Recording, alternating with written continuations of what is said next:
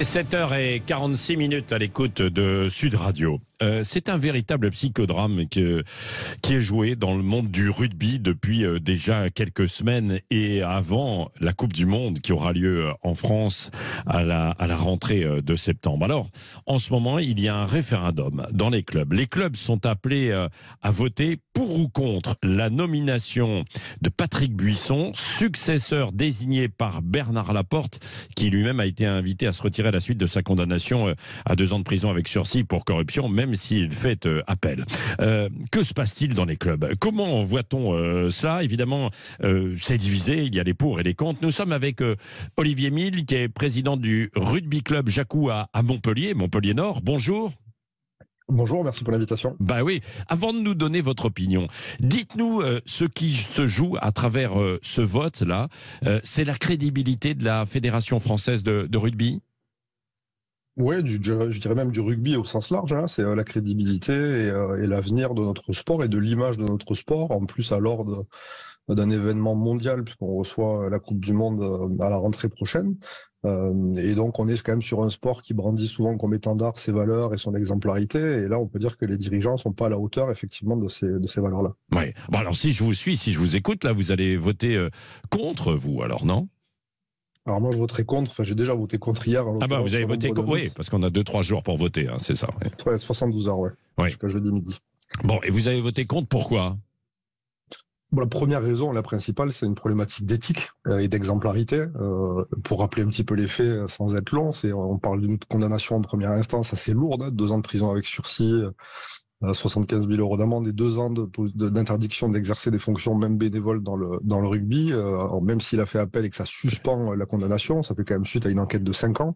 Il y a des faits qui sont particulièrement graves. Et donc voilà, moi ce que je considère, c'est qu'on peut pas ne pas démissionner quand on a été l'auteur de tels agissements. Et en plus, on peut encore moins impunément désigner son successeur sans repasser par une phase démocratique et par les urnes pour redonner de la légitimité à une nouvelle équipe. Oui, mais du côté de Bernard Laporte, on dit qu'on fait appel, donc ce n'est pas clos.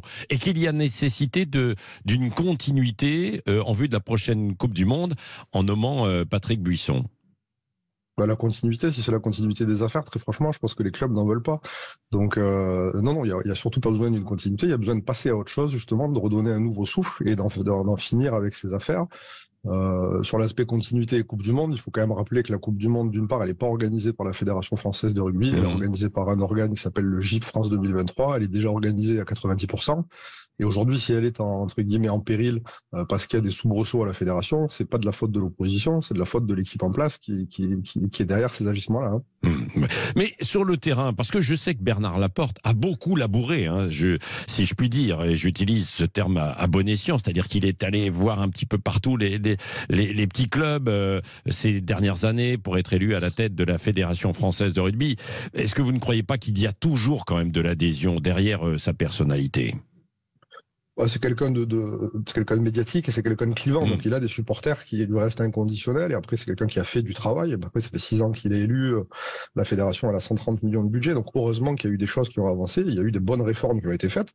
Ça n'empêche pas et ça n'excuse pas le fait qu'il y a eu aujourd'hui, il a été condamné pour corruption. Il a été condamné pour prise illégale d'intérêt, pour des choses qui sont gravissimes. Et même le meilleur bilan du monde ne pourrait pas excuser ces choses-là en termes d'exemplarité et d'éthique. Oui, donc selon vous, il faut changer. Et donc ça veut dire que si vous êtes contre, il y aurait une nouvelle élection, hein, c'est ça? Alors c'est pas forcé, mais ce qui va se passer là, le vote se termine jeudi. Jeudi soir, les résultats devraient être publiés. Le lendemain matin, il y a un comité directeur. Vous savez que c'est le comité directeur qui dirige à la fédération sous l'égide du président. Et donc la ministre Amélie Oudéa-Castéra s'est invitée au comité directeur. Et donc on peut penser effectivement que si le vote contre l'emporte sur ce référendum, qu'il y aura une pression qui sera faite.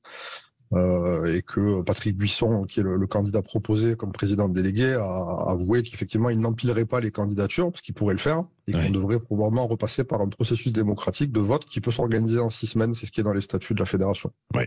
Merci beaucoup Olivier Mille d'avoir été avec nous, président du rugby club Jacou à Montpellier Nord. Un petit peu de pub au passage, quoi, hein, bien sûr. Merci d'avoir été avec nous ce matin sur Sud Radio, la radio du rugby, évidemment, hein, tous les week-ends. Vous suivez tous les matchs avec François Trio, Daniel Herrero, Alexandre Priam et toute l'équipe, bien sûr.